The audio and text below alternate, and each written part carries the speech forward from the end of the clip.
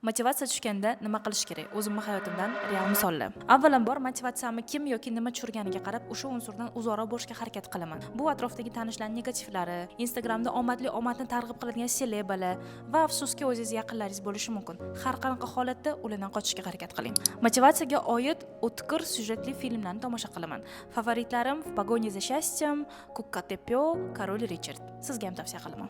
Sog'lig'imga ko'proq e'tibor berishni boshlayman, chunki tashqaridan kelayotgan stress sizni motivatsiyangizni tushirib yuborishga qodir emas, lekin o'sha stressga sizni miyangizni va tanangizni javob reaksiyasi bu chista sizni depressiyaga olib boradigan narsa.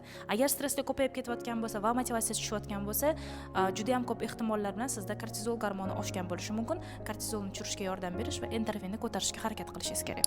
Jismonan barqaror va aktiv bo'lishga harakat qilaman. Tanaga doim harakat kerak. Agar u harakatsiz qolib ketsa, tonus pasayadi va xayolingizda jinicha bema'ni narsalar tarakanga o'xshab g'imirlashni boshlaydi. Spoiler, omadsizlarning juda ham ko'pchiligi bekorchilikdan kelib chiqqan bo'ladi. Foydali bo'lgan bo'lsa, obuna bo'lib qo'ying, e'tiboringizni qadrlayman.